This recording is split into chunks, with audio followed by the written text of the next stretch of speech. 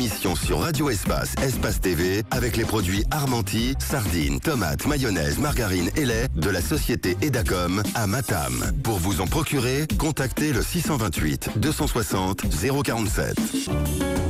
Faites de chaque journée une journée Armenti. Faites le plein de vitamines dans les GG avec 3X Energy Drink de chez Établissement Casal, gare routière Cancan à Conakry. 3X Energy Drink, boisson à base de glucose, vitamines et sels minéraux. À boire en complément d'une alimentation normale, lors d'un entraînement poussé ou d'une compétition. 3X Energy Drink, le relais de votre énergie. Radio Espace, Espace TV, les grandes gueules, la prolongation. La prolongation, c'est aussi le dernier virage justement de cette représentation. Il y a quelques jours, il y a ce décret qui a été pris justement autour de la création d'une autorité de régulation des jeux en Guinée. Que recouvre cette autorité-là? Est-ce que désormais la libéralisation de segments qui a été annoncée en touche la totalité ou est-ce une partie? Des questions ont été posées. Jacques s'est intéressé au dossier, Mohamed Mara aussi, et on vous livre ce qu'on a trouvé maintenant avec vous, Jacques Lewaleno. Qu'est-ce qu'il y a à savoir autour de cela?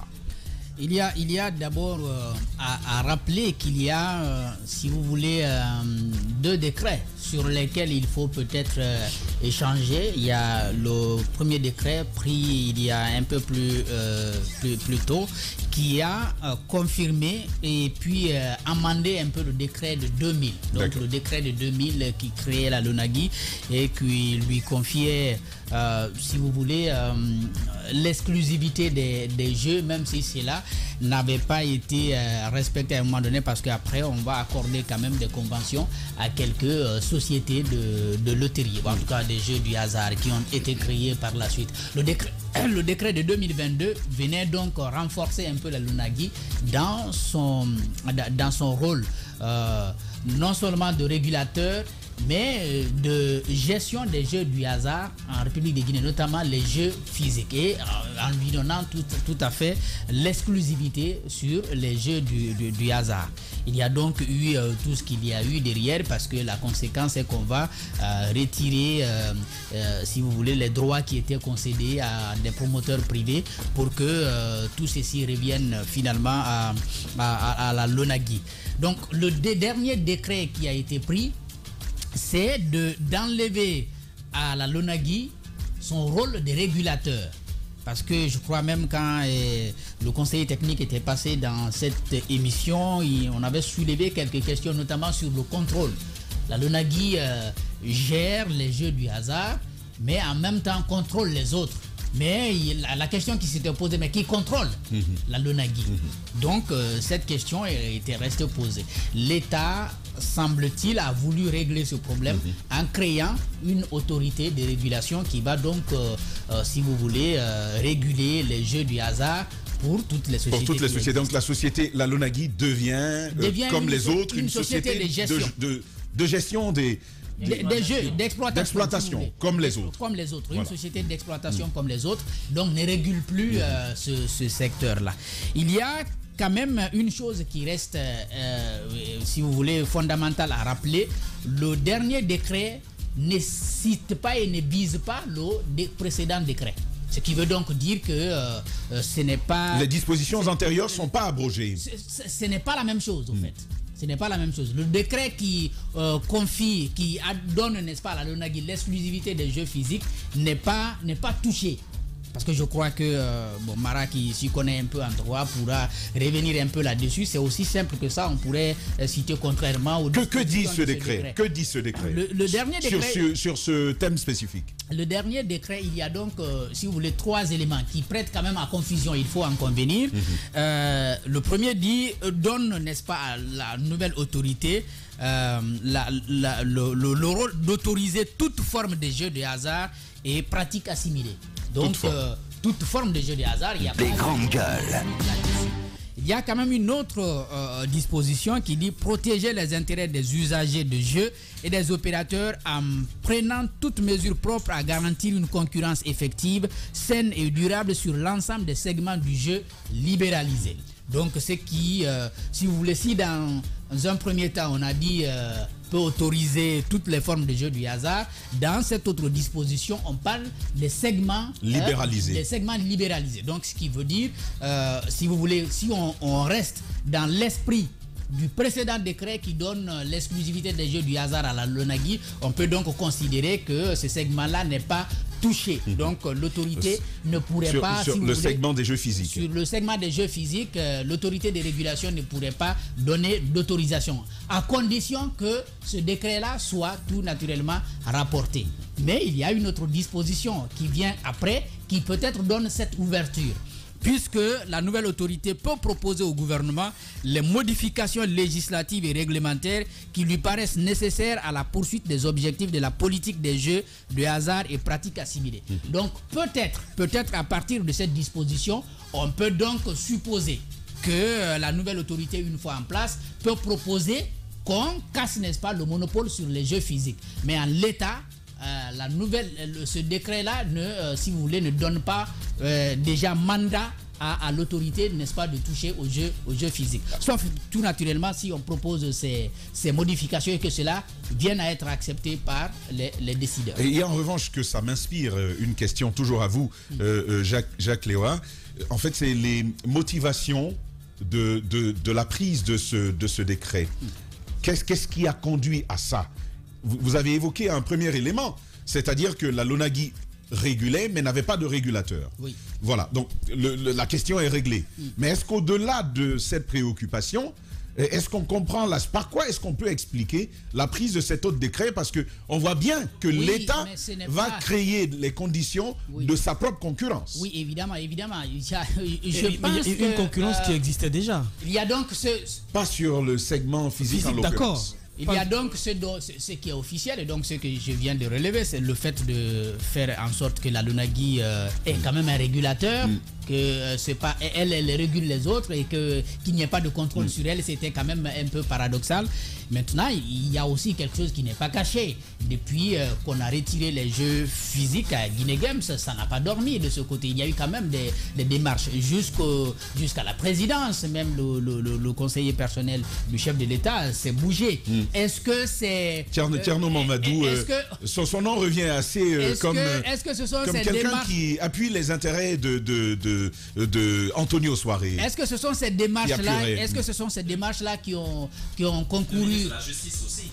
Oui, est-ce que ce sont oui, évidemment, on apprend. Est-ce que ce sont ces démarches qui ont concouru à la prise de ce décret? Je ne peux rien affirmer d'emblée. On entend encore de voir la mise en place de cette autorité de régulation et qu'elle commence à poser ses premiers actes. Il y a beaucoup de choses qu'on apprend quand même derrière, et on peut aussi le comprendre par la façon dont la communication est partie très vite. Dès que c'est sorti, on dit non, c'est fini, on a libéralisé.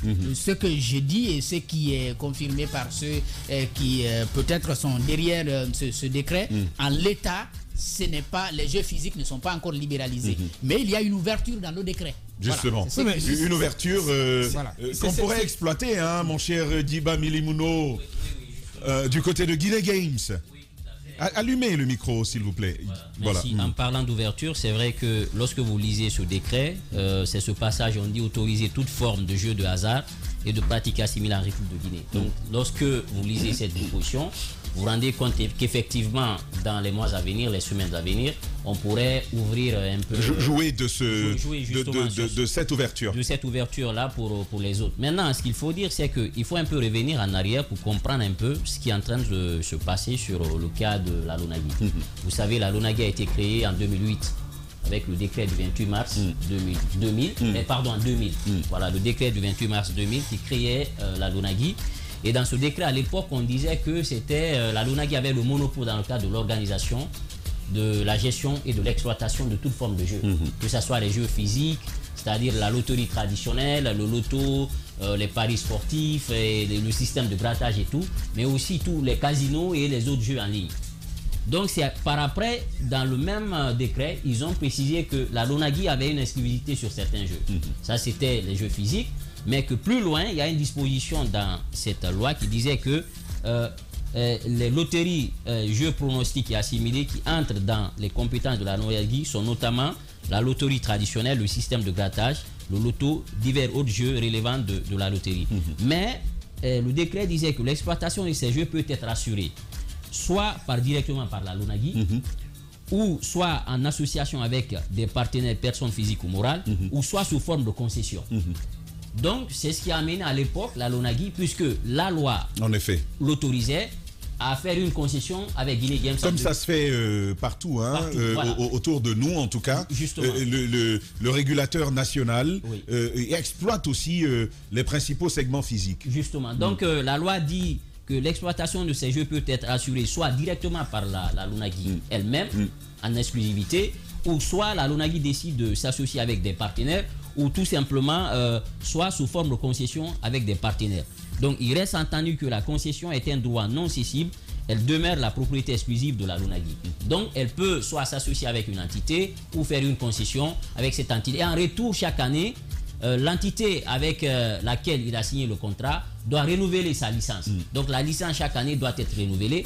Et donc c'était comme ça la disposition. Et il y a des redevances également à verser. Des redevances à verser et aussi la masse financière collectée, sa répartition. D'un côté, la LONAGUI doit avoir une partie. La société elle-même doit aussi avoir une autre partie. Les parieurs aussi, ce qui revient aux parieurs, mais aussi ceux qui gèrent un peu les partenaires techniques. Les distributeurs et les partenaires techniques. Donc, et même l'État et les impôts. Donc la masse collectée, c'est la LONAGUI. Voilà. La masse versée justement à la LONAGUI correspond aux taxes versées à l'État. L'État. Maintenant, il y avait la loi du 28 mars 2000 avait essayé de définir un peu, ces dispositions. Alors, mais il y avait quelque chose qui manquait. Parce que la loi était un peu muette sur le monopole sur les jeux physiques. Donc, Doumbouya a pris le 13 mai 2022 un décret qui complète celui du 28 mars 2000. Donc, ce décret-là, lui, il dit clairement, le décret du 13 mai, qui dit clairement que les jeux, par exemple, ils disent dans ce décret, voilà, j'y arrive, on dit qu'à compter de la date d'entrée en vigueur du présent décret et sans préjudice des dispositions de l'article 1, toutes les formes de loterie, pronostics notamment de paris sportifs commercialisés en réseau physique de distribution sont exclusivement organisées et exploitées par la LONAGUI. Donc, c'est le décret du 13 mai. C'est l'avant-dernier. L'avant-dernier. Pris par le CNRD. Oui, pris par le CNRD. Le 13 mai 2022. Donc, ce décret vient compléter celui du 28 mars qui, là, donnait l'attitude à la LONAGUI, soit de s'associer ou de donner une concession à une entité. Donc, on fermait la porte à ce jeu-là. Donc, ça devenait une exclusivité. Maintenant, cet autre qui vient d'arriver, d'abord, il a pris 2 décrets. Le premier décret, il crée l'organe de régulation. Il a pris un autre décret pour préciser cette fois-ci le statut de la LONAGUI. D'accord. C'est 2 décrets qui ont été pris. Dernièrement. D'accord. Il y a un décret qui précise maintenant le statut de la LONAGUI comme une entité de gestion au même titre que les autres. Donc d'exploitation. Voilà. D'exploitation comme les autres. Et un autre décret cette fois-ci qui crée l'organe de régulation. Donc vous avez par exemple l'ARPT qui est là. Les sociétés maintenant vont se lancer dans la concurrence. Et donc chacun maintenant, lui, il sera là comme un arbitre pour essayer de voir c'est une SA, une entreprise qui va compétir comme toutes les autres. C'est une SAU. C'est une société unipersonnelle. Pourquoi? Parce que ça, c'est extrêmement important. C'est une société unipersonnelle. Voilà. Donc maintenant, ça devient une société unipersonnelle. Et l'organe de régulation prend cette fois-ci, il y aura un conseil d'administration, une direction générale et un service comptabilité. Cela dit, et c'est ce que Jacques disait en filigrane, le dernier décret que nous sommes en train de commenter, si tu permets, ne vise même pas le décret de mai 2022.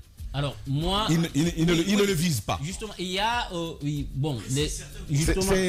grandes gueules. Et c'est le point de départ de toute la réflexion que nous portons ce matin. Regarde, il précise le décret, parce que souvent on dit que toute disposition antérieure, ça abroge toutes les dispositions. Oui, mais le décret en fonction n'est même pas mentionné en fait. Oui, maintenant c'est ça le souci. Ce que je dis, ce qui est important, parce que ça peut être intelligent. Ce qui est important, c'est de se dire, à partir du moment où on crée un organe de régulation, Donc ça veut dire que forcément, la disposition qui donnait la responsabilité à la LUNAGI d'être l'organe de régulation tombe. Parce que la loi, elle s'applique pour l'avenir. Ça, c'est clair.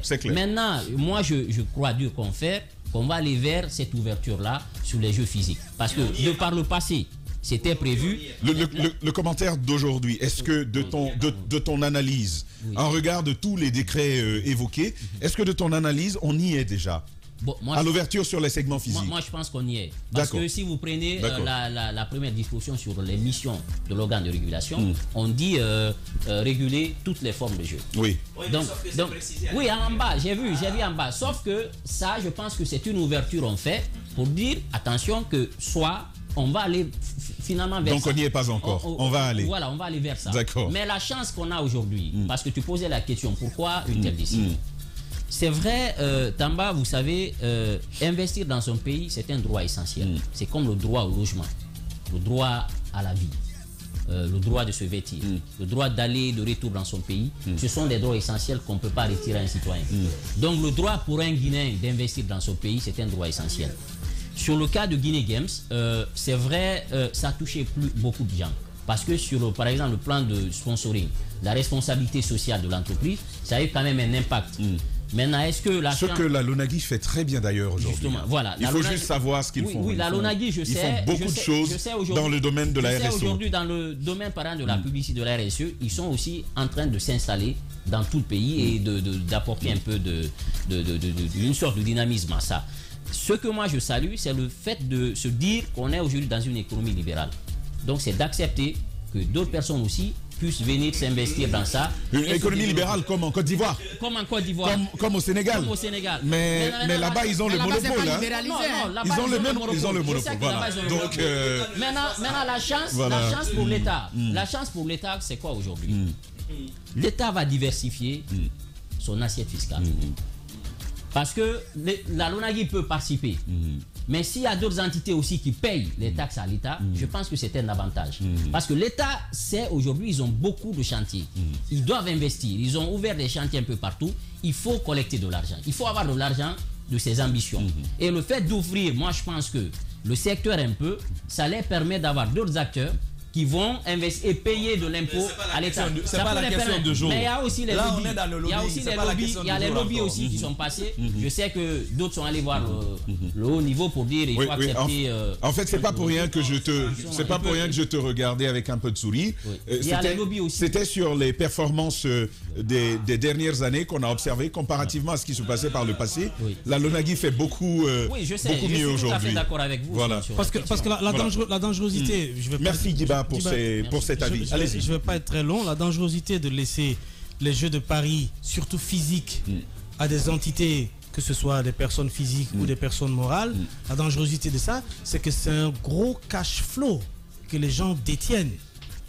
Et il y a des possibilités de sous-déclaration des revenus. Oui, on l'a vu, hein, avec le passage de Barry en studio ici. Donc, on a compris parce que la LUNAGI, c'est autour de 7000 revendeurs qu'ils ont aujourd'hui. L'autre, on nous parle de beaucoup plus, alors que seulement 5000 avaient été déclarés. C'est à 5000 quand Barry est passé. Non, c'est ce qu'ils ont dit. La LUNAGI à 5000. Ils cherchaient à aller à 7100. Voilà. C'est-à-dire le niveau de Guinée Games. Or, même à partir de ça, c'est déjà quelque chose. Les performances étaient plus importantes. C'est déjà quelque chose. 4 fois plus. Ce qui fait que les pays les mieux organisés ne laissent pas ce segment de jeu à des entreprises personnelles ou unipersonnelles. Il faut vraiment être là, il faut avoir la tête dans l'eau pour le faire. L'autre pan de la situation. Mais le fait qu'il y a un gros lobbying autour de ça. Oui, mais l'État. Y compris à la présidence. Oui, justement. Justement, autour de Mamadi Doumbouya, on va lui faire dire, on va lui faire prendre ce décret. Écoute, il faut ouvrir. Qu'est-ce qu'il y a derrière? C'est des questions qui restent à être posées. C'est pour cela que quand il y a un dossier pareil sur la table du président, c'est que vous prenez beaucoup de conseils auprès des cabinets spécialisés et vous regardez un peu autour de vous ce qui se passe ailleurs et les raisons pour lesquelles l'État met la main dessus. La différence, c'est quoi? C'est que là où il y a un travail, ils étaient forcés à le faire parce que sur les jeux non physiques, il y avait déjà une concurrence déloyale, une concurrence obligatoire. Parce que vous ne pouvez pas me dire qu'en Guinée, on ne peut pas jouer à Ainsbit.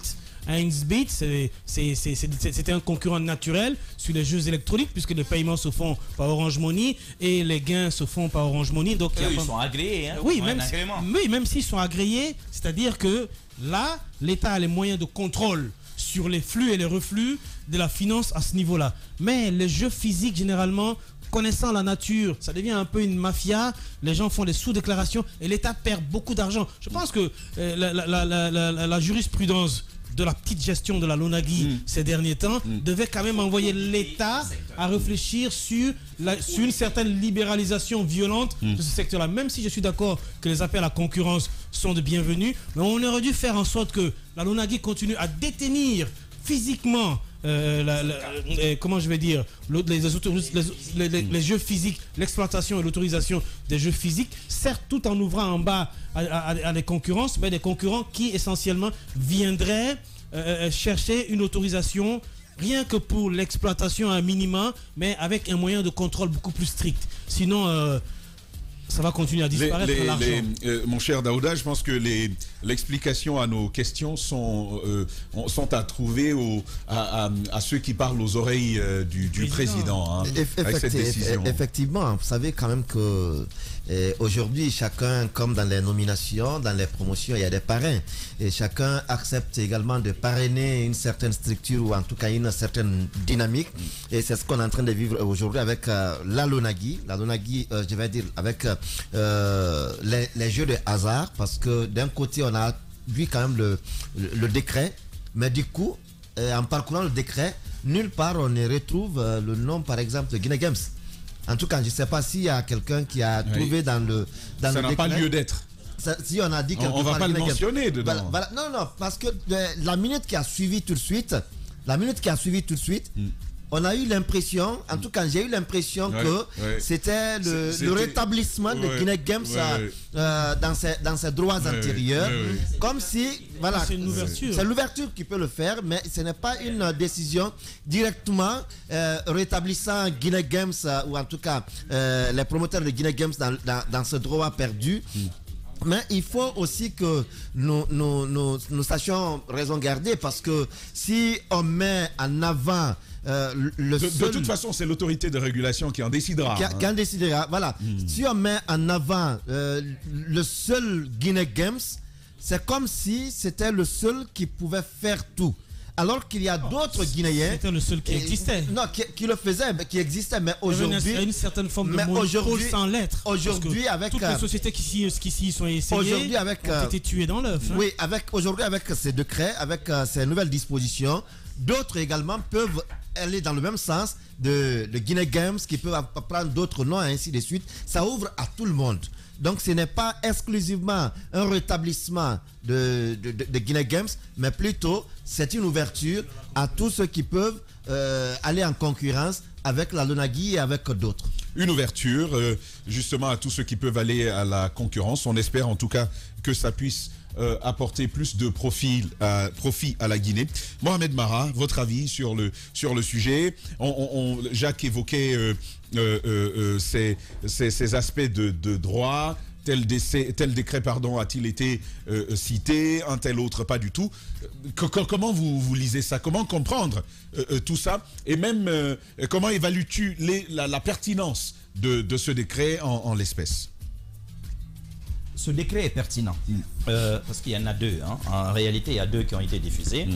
Le premier, et je trouve d'ailleurs que les deux sont très pertinents. En fait, il y a un petit changement dans les statuts de la LONAGUI. Pour faire simple, la LONAGUI, il y avait un gros problème juridique. Je dirais même d'ordre d'éthique juridique qui s'opposait.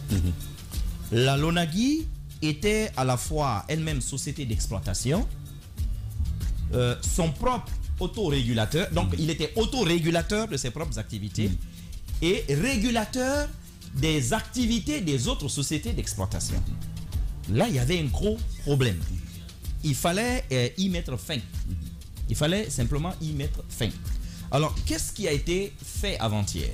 Le président décide de créer une entité juridique, une autorité de régulation, c'est bien des régulations, donc qui va s'occuper des règles, justement. Et parmi ces règles, bien sûr, il y a des règles de concurrence. Mais n'oubliez pas, le décret va plus loin, parce qu'on parle même d'assurer aux parieurs, aux citoyens lui-même, des règles, si vous voulez, plus de droits, de transparence, de transparence de ce qui se passe. Et aussi, cette institution, cette autorité de régulation aura aussi la charge de dénicher les entreprises de jeux frauduleuses et de les sanctionner. Parce que il faut bien lire le décret pour le... C'est bien là, parce qu'il y en a. Il y en a. Alors, ça c'était le premier volet. Donc la LONAGUI ne peut plus réguler le secteur. Deuxièmement, vous avez un décret qui reprécise, donc qui rappelle que la LONAGUI est une société anonyme, certes, mais unipersonnelle parce que l'État est seul actionnaire. Et ça, c'est hyper important. Ça montre exactement qu'est-ce que l'État veut faire. Si l'on revient au décret de mai 2022, lui qui n'est pas concerné ici, ce décret va aller prendre, parce que tous les secteurs avaient été libéralisés à un moment donné, tous les segments. Mais ce décret va aller extirper du marché 2 segments importants de jeux physiques qu'il ramène dans le giron de l'État. Parce que l'État, soupçonnant qu'il y a des sous-déclarations de la part de certains sociétés qui exercent justement sur ces segments-là. Parce que tout le monde parle de Guinea Games, mais les gens oublient qu'il n'y a pas que Guinea Games. Il y avait d'autres sociétés. Oui, il y a PMU, ainsi de suite. Toutes ont vu leur licence retirée et tout simplement annulée. Désormais, l'État veut lui-même gérer cela, comme c'est le cas dans énormément de pays. C'est des secteurs extrêmement sensibles où le blanchiment de l'argent, pas de n'importe quel argent.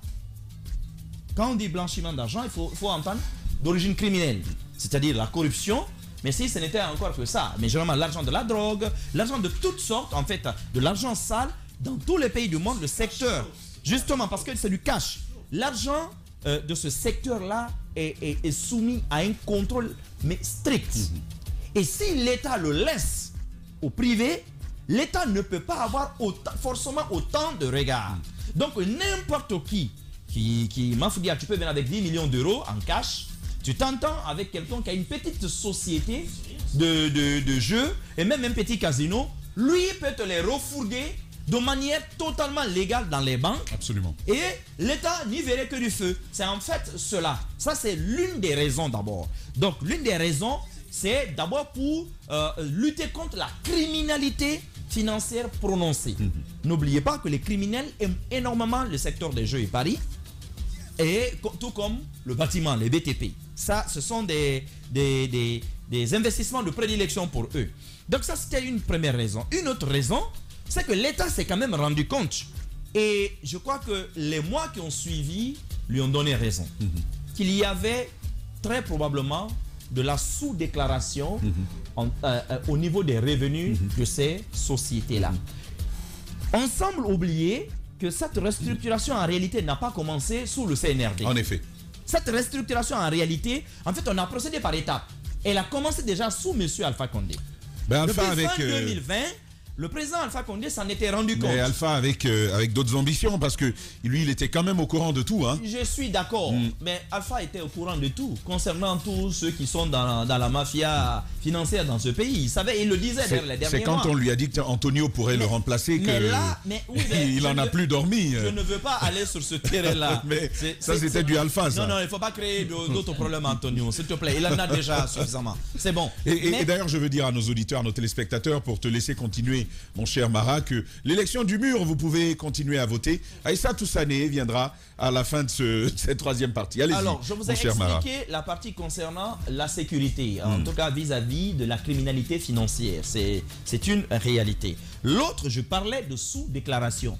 Et les mois, notamment l'année 2022, vraiment l'année 2022 a donné raison à l'État. C'est-à-dire que ce qu'Alpha a soupçonné depuis 2020, vous vous souvenez quand Mme Aminata Sylla est arrivée à la tête de la LONAGUI, petit à petit, ils sont d'abord allés sur l'UNIA. Se sont rendus compte, parce que bon, là, on n'a pas véritablement, c'est pas nous qui organisons ces jeux en réalité. Les jeux hippiques, ça se passe dans d'autres pays, on nous donne juste les droits et puis les gens parient dessus. C'est tout. Mais pour les autres, déjà ils avaient commencé à comprendre qu'il y avait un souci. Récemment, quand nous sommes penchés sur les chiffres de la LONAGUI, On a vérifié que ces chiffres étaient déjà déclarés à la présidence de la République. On a compris donc que c'était du réel. On s'est rendu compte qu'avec quasiment les mêmes effectifs, la Lonagui actuellement avait un rendement quand même de 4 à voire à peu près 5 fois parfois plus que ceux qui étaient déclarés notamment par les autres sociétés au départ. Et ça pose un problème. Ça pose un problème. Déjà, il y a 2 choses à ce niveau qu'il faut signaler. La première, c'est que le président et le gouvernement se sont engagés publiquement sans compter que la Lonagui n'était que sur un segment. Oui. Sur les chiffres en question. Alors que les autres en ont jusqu'à 8. Non, ils en exploitaient 8. A récupéré 2 avec Guinée Games notamment. C'est 2 segments. Je parle des segments Guinée Games, physiques. en réalité, contrairement à ce que les gens pensent, Guinée Games continue de travailler à 6 segments toujours. Ça, il ne faut pas l'oublier. C'est ça. Mais il y a même un autre problème. Il me semble, sauf erreur de ma part, que Guinée Games n'exerce pas en toute légalité sur ces segments, surtout en ligne. Et justement, l'arrivée du régulateur justement va permettre de tasser un peu cela. Parce que si vous prenez c'est OneXBet, c'est comme ça on l'appelle, et l'autre Yellow XBet, c'est ça? Yellow XBet également, ce sont les 2 qui sont agréés dans les jeux et paris. Les 2, vous avez aujourd'hui des redevances qui sont payées, ainsi de suite. Ils ont des agréments en bonne et due forme pour ce type d'exploitation. Ça, c'est figé dans quand même le marbre, c'est connu. Maintenant, je disais qu'il y a un double problème. C'est quand même le colonel qui s'est engagé devant tout le monde, personne ne lui a demandé, de rapatrier désormais ces segments, parce que c'est quand même énormément d'argent que l'État perdait. Si l'État peut le faire, si l'État en a les compétences, pourquoi ailleurs les États souverainement prennent ce secteur-là et en Guinée l'État ne le ferait pas? Vous avez parlé tout à l'heure, je crois que c'est toi qui parlais de RSE. Vous avez vu une entreprise de Paris ici construire des centres de santé ces 20 dernières années, une école? Non! Les gens en réalité vont sur des segments qui vendent leur image en réalité. Les concerts, ainsi de suite. Or, la Lonagui, elle a commencé directement parce qu'il a fallu déjà revoir mais avec beaucoup d'autres elle a commencé par les centres de santé. Justement, l'autonomisation des jeunes, des femmes, la santé, les groupements économiques. Exactement. Beaucoup d'autres segments. Mais en fait, c'est beaucoup plus ordonné aujourd'hui. Justement. Alors qu'en réalité, avant, on partait sur des types d'événements qui donnaient plus de visibilité et vendaient plus les produits commerciaux. Et c'était plus sur du relationnel. Y compris. Sur du relationnel. Oui, mais y compris la Lonagui elle-même. C'est-à-dire la Lonagui elle-même, dans sa phase, d'avant le CNRD elle-même, elle le faisait, justement. Aujourd'hui, on a tenté de redresser cela. Donc, ça, c'était quand même. Maintenant, est-ce que le président lui-même peut, après avoir quand même dit, peut se dédire? Voilà la question. Ça, c'est le premier niveau. Le second niveau. Rapidement, mon cher. Je vous ai dit que normalement, si vous voulez aujourd'hui, après avoir constaté que pendant 20 ans, les sociétés ont menti, on a reversé à l'État qu'une infime partie de ce qu'il gagnait. Normalement, dans un État sérieux, vous mettez en place une équipe d'audit du secteur pour comprendre d'abord comment l'État a perdu autant pendant 20 ans. Parce qu'il y a un système qui est en place et généralement qui est huilé, qui fonctionne et qui est alimenté généralement par qui? Par des fonctionnaires véreux, hein? Ne l'oubliez pas. Rappelez-vous tout ce que M. Antonio Soare a eu comme déboire vers la fin de l'ère de M. Alpha Condé. C'était chaud. Vous vous souvenez? On est allé jusqu'à un moment donné jusqu'à parler de 53 milliards d'arriérés, machin. Hier, on parlait de Celcom. Moi, je me suis posé la question, mais comment on a pu accumuler tout ça? Peu importe le montant, s'il y a eu le cumul, c'est parce qu'il y a des gens qui ont couvert ça. Il faut auditer ce secteur pour comprendre exactement comment ce système a fonctionné. Sinon, si vous libéralisez, nous allons retomber dans les mêmes travers et ainsi l'argent. Aujourd'hui, vous avez vu que le gain, notamment des vendeurs, est passé de 4% sans intermédiaire, parce qu'avant on disait 4%, mais avec même des intermédiaires, mais sans intermédiaire, on est à 7%. C'est une réalité aujourd'hui. Eux, ce sont déjà des micro-entreprises, ces jeunes-là aujourd'hui. Vous avez les parieurs eux-mêmes qui ont vu leur revenu également augmenter, le volume augmenter. Je pense que là-dessus, sur les jeux, sur les segments physiques, et c'est là où Diba, je voudrais te le dire, que ce décret n'est pas concerné. Les dispositions particulières l'emportent sur les dispositions d'ordre général en droit. Il est précisé dans le même décret qui fixe donc les attributions de cette autorité de régulation, qu'elle va s'occuper de quoi? Des segments, elle va libéraliser, elle va s'occuper des segments libéralisés. Or, il y a un décret spécifique qui a été pris pour, entre guillemets, délibéraliser les segments physiques. Ce décret, il n'est pas rapporté, il n'est pas concerné. Lui, il continue. Donc, en fait, qu'est-ce qui va se passer? Juridiquement, ce n'est pas compliqué.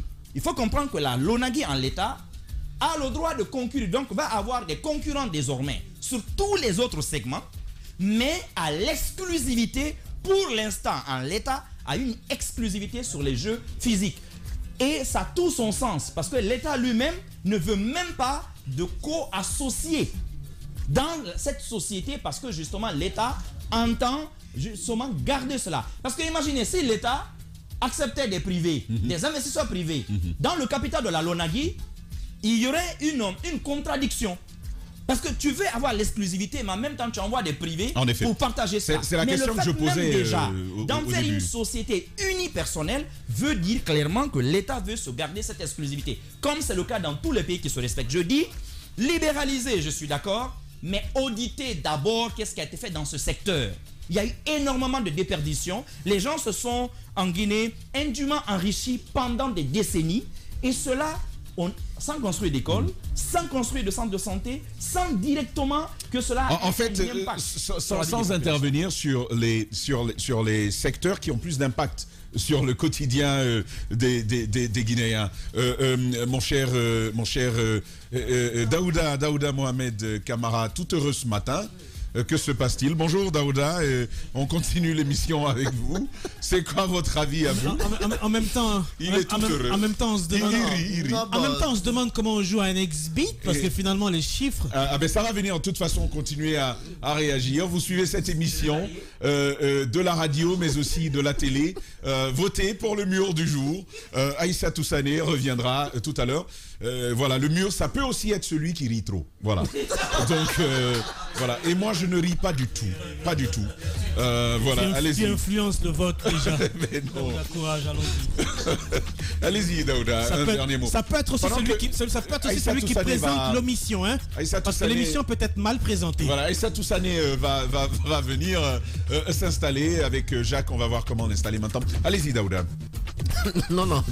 Je ne ris pas parce que je suis heureux. Ouais. Je ris juste parce que Mara a su tellement planter que il y a des segments que je ne comprenais pas, mais que je finis par comprendre avec l'exposé de c'est l'intérêt d'avoir un juriste engagé. Oui, effectivement. Un juriste engagé dans l'émission. Oui, c'est de quoi je parle.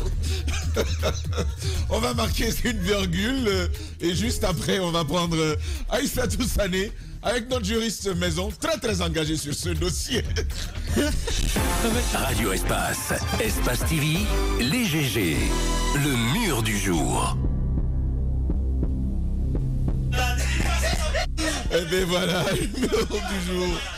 Le mur du jour. Déjà, les gars, j'ai rouvert l'antenne. Voilà. Aïssa Toussané, toi, c'est pas de l'or que tu gardes là. Mais on va avec toi, Aïssa Toussané, sur le vote des auditeurs. C'est qui le mur du jour? Alors, le mur du jour a eu 3 voix, mais pour l'heure, je vous indique également que Robian a eu 2, Tamba a eu 1 voix. Et le mur du jour, c'est Monsieur Mohamed Mara. Les parieurs. Je suis d'accord. Les parieurs. Je suis sûr ceux qui ont voté là. Je ne veux pas dire le quartier, mais je connais le quartier. Ce sont les parieurs. Mais absolument. Pourtant, je n'ai fait qu'expliquer s'ils veulent, demain, on peut revenir sur le sujet avec les décrets qu'on va montrer pour que les gens comprennent encore mieux. Mais encore une fois, les segments physiques, c'est encore l'exclusivité pour l'instant de la LONAGUI. De toute façon, c'est le mur du jour. Voilà, ça pourrait évoluer de toute façon. Allez-y. Oui, j'ai gagné. Tu m'as battu aujourd'hui. J'ai gagné quand même. Allez-y. Il faut quand même m'acclamer là. Tu te souviens le jour où j'ai parlé des tuk-tuk, j'étais le mur du jour. Hein? Ah ben oui. Les tuk-tuk? Les tuk-tuk. Les bonbonnas, c'est les tuk-tuk. Ok, d'accord. Des sujets en vue pour... je sais que demain, on va parler handball. Demain, mon cher Mohamed. Avant cela, nous venons de recevoir un courrier de la FIFA, un autre courrier de la FIFA, donc, qui date de ce 31 janvier, qui donc dresse une liste de tous les stades tous les stades homologués pour les journées 3 et 4, donc des éliminatoires de la Coupe d'Afrique des Nations, donc Côte d'Ivoire 2021, même si ça va se passer en 2023, la Guinée n'a pas de stade homologué, encore une fois. Et il serait bon, je vous propose qu'on revienne sur la convention de base ce qui se passe autour de ce stade, autour du stade général de Lansana parce qu'il y a quelque chose qui ne fonctionne pas. On n'a pas un seul stade homologué. Nous avons l'information là-dessus, on va y travailler, pourquoi pas. On évoquera cette réalité. La présidente de la Fédération guinéenne de football, également Mohamed Mara, qu'on pourrait avoir. Il faut chercher probablement en semaine ou au début de la semaine prochaine. Il faut chercher à la voir vraiment en studio pour comprendre qu'est-ce qui est en train de se passer. Parce que le stade général Lansana Conté au moins est là. Je ne peux pas comprendre qu'aujourd'hui on n'ait pas un seul stade homologué dans un pays qui, il y a encore quelques mois, voulait organiser la CAN. Je ne comprends pas ça. Jacques Léoaleno. Juste dire aux auditeurs et téléspectateurs qui s'attendaient à voir M. Charles ce matin, le ministre de la Justice, le ministre de la Justice, qu'effectivement il avait donné son accord, et un peu plus tard dans la soirée, ayant écouté religieusement ce qui a été dit sur lui hier matin, a tout simplement décidé de ne pas répondre à notre invitation parce qu'il estime que nous nous sommes foutus de lui, pour reprendre exactement ses propos. Alors nous avons tenu à faire notre émission comme d'habitude parce que on ne peut pas nous retirer ça, le droit de critiquer. Le droit de critiquer, le droit de regarder. Charles Wright qui est revenu à de meilleurs sentiments. Nous l'aurons certainement les jours à venir. Mais monsieur le ministre, ça y est, c'est vous les droits de l'homme. Et voilà, le ministre de la Justice. Vous travaillez pour qu'on soit libre de dire ce que nous croyons être vrai. Mafoudia, ça va? Donc on se retrouve demain, c'est ça? Demain matin, allez-y, il faut activer le micro. Je serai là. Bah voilà, merci d'avoir été des nôtres. Plaisir. Djiba Milimouno, c'est la vie. Prends la vie du bon côté. Mais pourquoi tu dis ça? Non, je dis... Va parier en attendant. Va parier en attendant. Mais pourquoi tu dis ça? Va parier en attendant. D'accord. C'est pas la vie, hein? D'accord, je disais prends la vie du bon côté. C'est argument contre argument, voilà. D'accord. Mon cher Daouda, oui. Oui, il y a une situation qui nous échappe, c'est bien la situation de Sigiri. Vous savez, depuis le départ du dernier préfet, Sigiri n'a pas encore de préfet. Donc, et le sage, je crois, c'est la notabilité qui dit que les problèmes de Sigiri se construisent à Conakry et on détruit tout à Sigiri. D'accord. Donc il faut en parler. Maury Condé est certainement interpellé à ce sujet. Roby, un dernier mot? Ouais, un grand coucou à Grand Co. D'accord. Antoine Co. Oui, Grand Co. Hein. Qui suit certainement Mohamed Mara. Alors, avec beaucoup d'attention. Demain, si tout va bien, on va aborder le sujet du handball. Le handball guinéen a-t-il été subventionné sur les 10 dernières années? Eh bien, on aura des répondants, mais des éléments à apporter aussi. Pourquoi pas le général Pailly, que nous pourrions avoir lui aussi pour aborder ces sujets-là. Merci, mon cher. Merci. Corruption, grande corruption, il faut oser le dire. Il faut préciser dans le que secteur de handball c'est la guinéen. suite de sa sorte. D'accord. On abordera le sujet tout bonnement. Merci Amadou Sow de nous avoir aidés côté radio. Vous du côté de la télévision, l'homme de nuit, le Papoutou national. Merci à Mafata Sanou et à tous les autres. Grâce à vous, justement, cette émission a pu être possible côté radio, côté télé. Demain, dès 9h, nous nous retrouvons pour d'autres numéros tout aussi croustillants. Restez avec nous. Il n'y a pas mieux ailleurs.